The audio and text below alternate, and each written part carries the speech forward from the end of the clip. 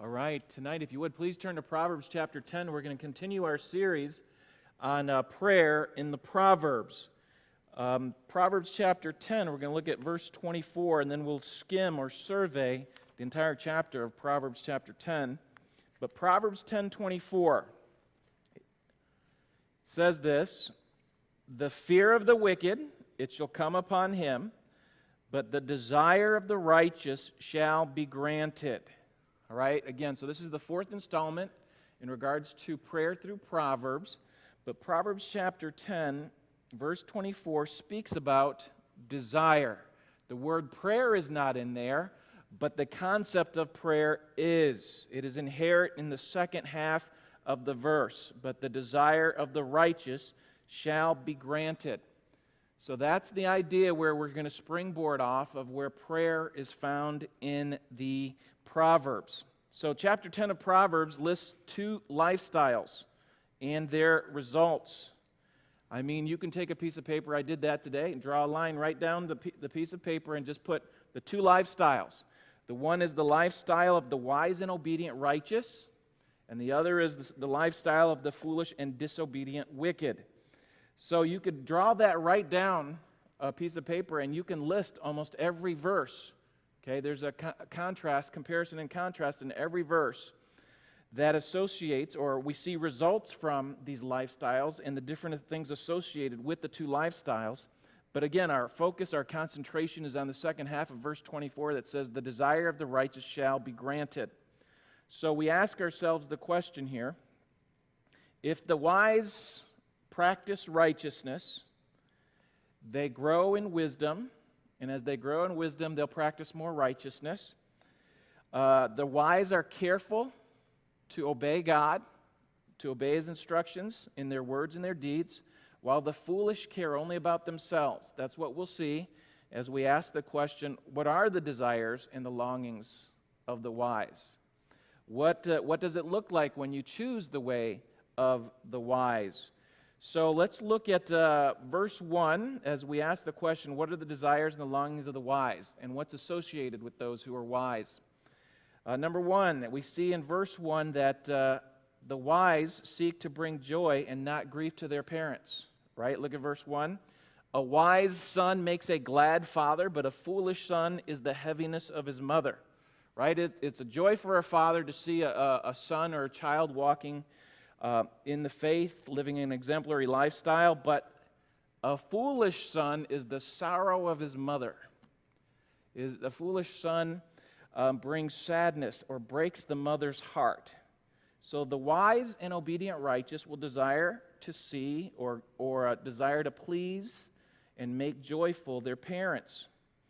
A second characteristic we see in these two lifestyles is that the wise and obedient righteous will take advantage of God-given opportunities. Let's look at verse 5. Verse 5 says, "He that gathers in summer is a wise son, but he that sleeps in the harvest is a son that causes shame." So the wise and obedient will take advantage of the time and the opportunity. It's not enough just to sow the seed, right? Not enough just to plant the crop. You have to go and reap the harvest. You know, the harvest has got to get into the barn. You've got to take action. You've got to take initiative. And you've got to take advantage of God-given opportunities to increase, to have fruitfulness, to bear fruit and to reap that fruit, right? And so the wise and obedient will take advantage of God-given opportunities. Now, let's look at verse 8. The wise and obedient will obey orders. Verse 8 says, "The wise in heart will receive commandments, but a prating fool shall fall." So a wise person whose desires shall be granted is one who will obey and receive commandments. They'll receive biblical instruction.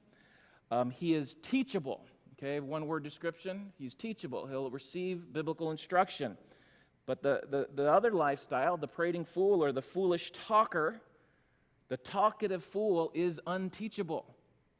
Right? There's no talking to him. He knows everything. His motto is, "I know what I'm doing, and I'm going to do it my way," instead of God's way. So the wise and obedient will obey orders. Number 4, those who will have their desires granted are those who gather knowledge. Verse 14. The wise and obedient will gather knowledge. Verse 14 says, wise men lay up knowledge, but the mouth of the foolish is near destruction. So the righteous will grow in their understanding. They're going to store up biblical truth, biblical instruction. And in this sense here specifically, they're going to weigh their words in advance before they speak them. They're going to gather knowledge here. And the excessive talker, the prating fool, right, he's on the edge of the cliff. He's near destruction. He's going to fall. It's just a matter of time. But the wise in heart, the wise obedient, the righteous are going to gather up, store up truth, biblical knowledge as they grow in understanding. All right, so the 5th characteristic, you with me? Number 5, here we're going to go up to verse 13. We'll see that the wise and obedient righteous will share that wisdom that they've stored up, right? They'll share knowledge of wisdom with others. Look at verse 13 of Proverbs 10. It says, in the lips of him that hath understanding, wisdom is found. Those who are, again, remember the springboard verse, right? The desires of the righteous shall be granted. Who are the righteous? The righteous are those who store up their knowledge. They'll share and feed others with this biblical knowledge, this wisdom. Verse 13, in the lips of him that hath understanding, wisdom is found, but a rod is for the back of him that is void of understanding, right? The wise know that a lack of wisdom is going to bring some type of a correctional consequence, the rod of correction, right? Now jump to verse 21. The same truth is taught here. The lips of the righteous feed many. So again, the righteous who get their desires granted are those who will feed many with biblical truth. They'll share the word. They'll speak the word of God. Look at verse 31. The mouth of the just bringeth forth wisdom. So those who have their desires granted are those who know knowledge, speak knowledge, share knowledge, or do Bible truth or wisdom, live righteously. That's number 5 again. Those wise and obedient righteous are those who share the wisdom of God. Now, the 6th characteristic, verse 19. The obedient and righteous wise know when to be quiet. Not only do they know when to speak, but they also know when to be quiet. Look at verse 19. It says, in the multitude of words there wanteth not sin, but he that refraineth his lips is wise. Right? So the wise know that the more that you talk, the more potential there is for there to be sin in that speech, in that talk. The more apt you are to sin, the more you speak. So what do the wise do? Again, they think before they speak. These are the righteous. The 7th characteristic, the wise and obedient righteous do not, look at verse 23, okay? The wise and obedient righteous do not jest or joke about sin, but they're serious in obeying the Lord. Look at verse 23. It is as sport to a fool to do mischief, but a man of understanding hath wisdom. So for fools, it's a game to joke around and mess with sin, but the wise, the game for them is to exercise wisdom and understanding. They'll stay away from joking about sin. All right, number 8. The wise and obedient righteous have God's protection and provision. Look at Proverbs 10, verse 2 and 3. Treasures of wickedness profit nothing, but righteousness delivereth from death. Okay, there's protection, temporal as well as eternal. And look at verse 3. The Lord will not suffer the soul of the righteous to famish, but he casteth away the substance of the wicked. There is, again, provision, and there is protection. And the same concept we see in verse 24 and 25. It says, the fear of the wicked, it shall come upon him, but the desire of the righteous shall be granted.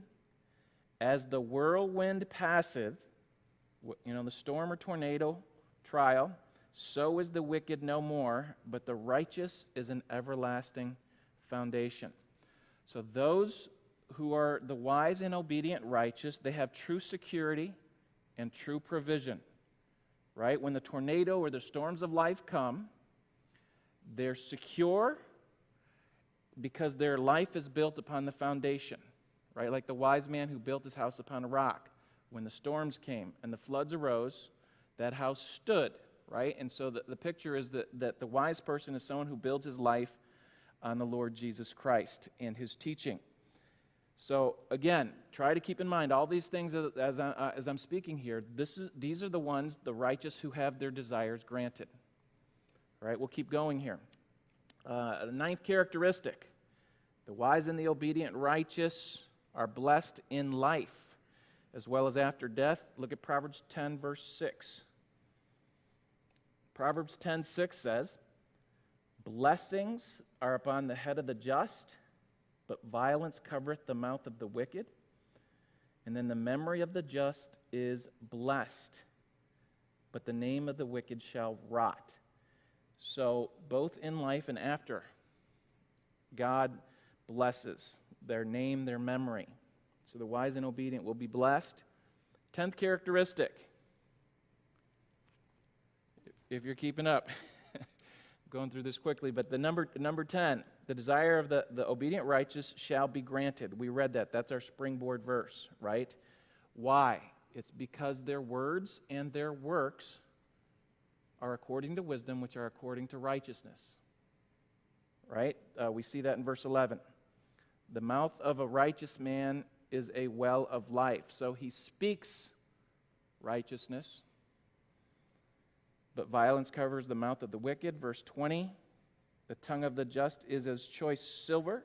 The heart of the wicked is little worth.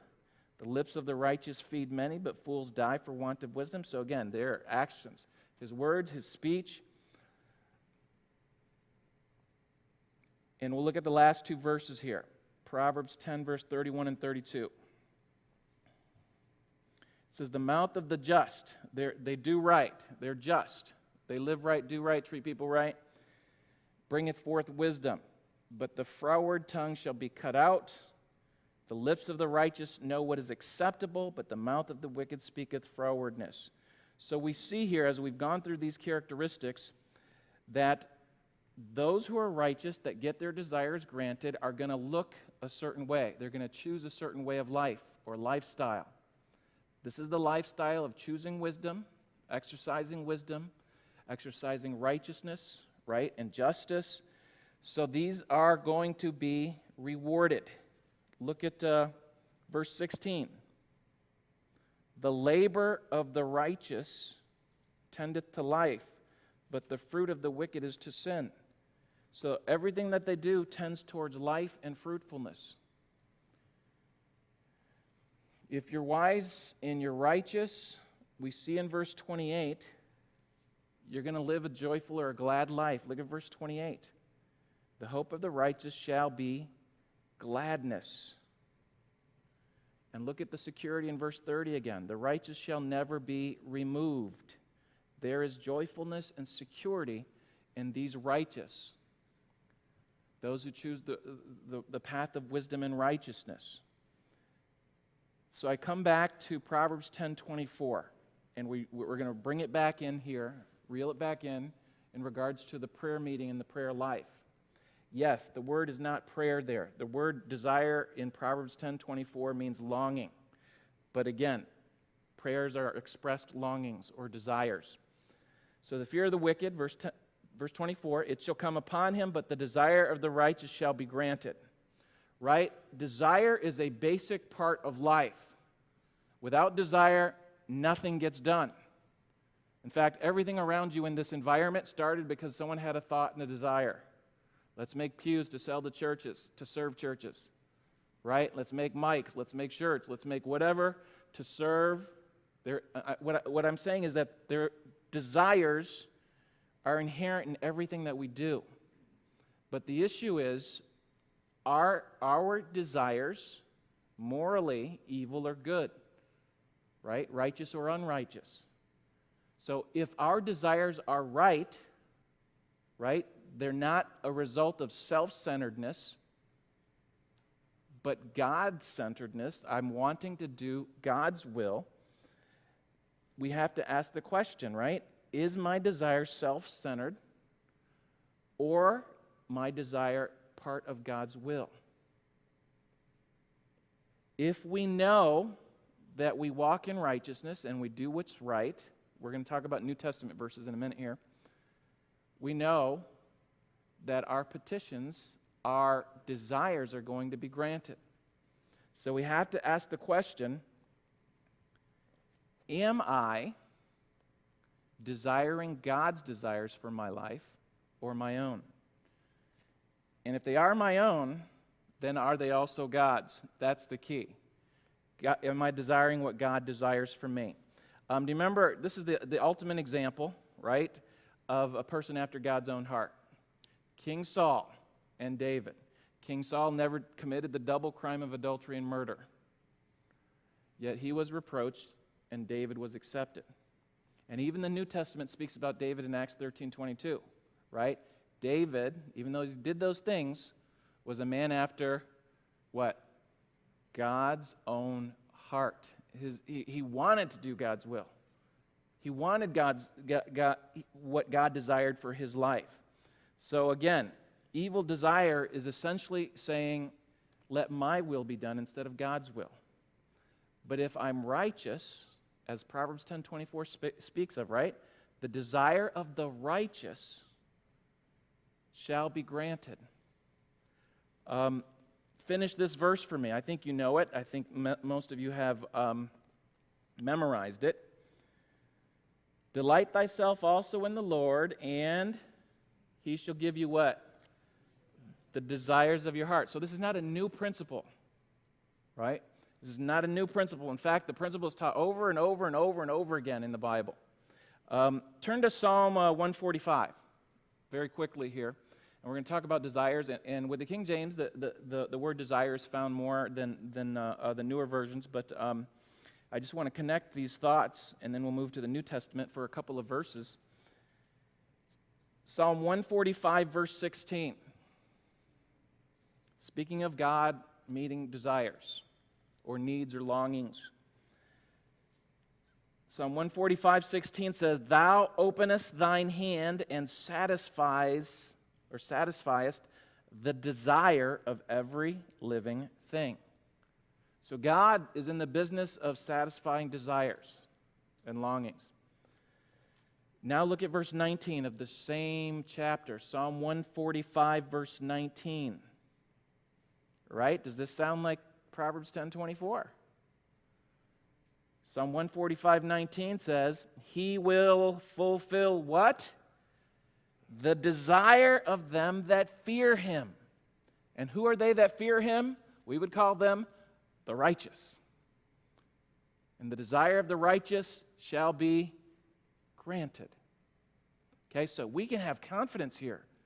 Okay, we've been made right with God, and by His grace we're living right, and by His power, the Spirit's power, we're living right, and by the Word of God we know how to live right, and so we're living right, and we can have this confidence that the desires of the righteous shall be granted.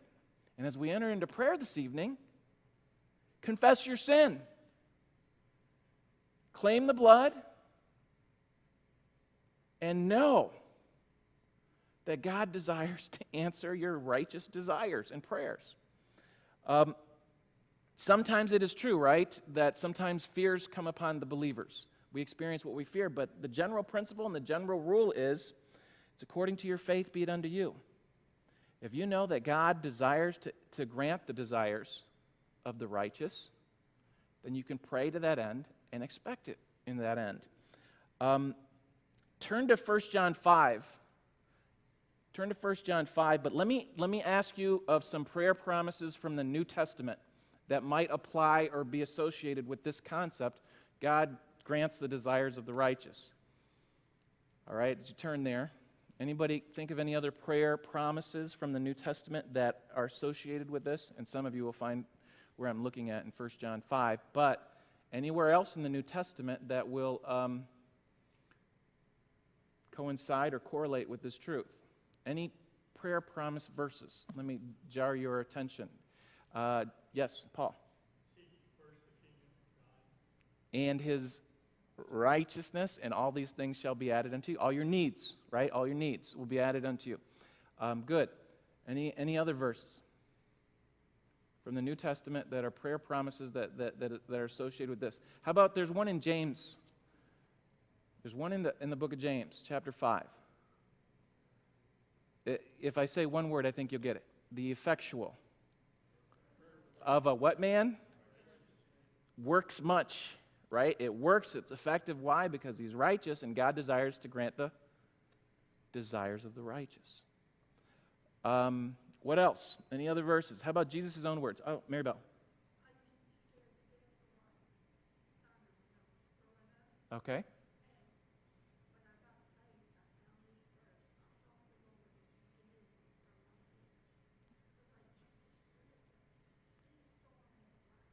Uh-huh. Mm-hmm.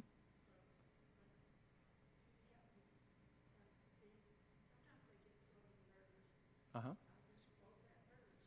Right, there's a promise. He sought me, I sought him, and he... Right. So, again, you know the word, and the word addresses your circumstance. Yes. Go ahead, read it.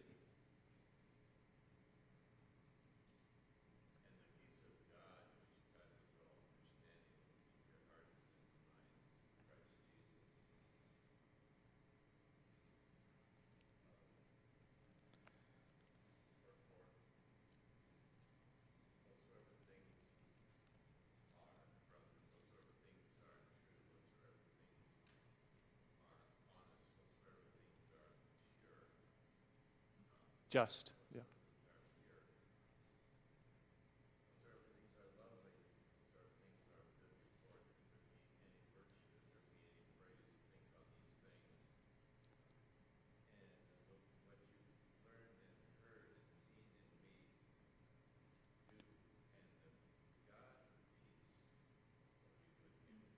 Okay. All right. How about Jesus' own words? If my words be in... Abide in you. And if you abide in me, you shall ask what you will, and it shall be done unto you, right? But this is the one that I want to connect, okay? Turn to 1 John chapter 5, verse 14 and 15 here. And we'll see how, again, God's intention is always to grant the righteous their desires, if they're his desires, right? 1 John 5:14. And this is the confidence that we have in him, that if we ask anything according to his will, he heareth us. And if we know that he hears us, whatsoever we ask, we know that we have the petitions that we desired or requested of him. So does God, according to Proverbs 10:24, grant the desires of the righteous? Absolutely. And it's taught throughout all the Bible. So as we go into prayer tonight, let's be confident of that he desires. And when we ask you to pray for VBS, is that in God's will? Does he want us to reach out and to disciple? Absolutely. So we can be confident that he'll hear that prayer.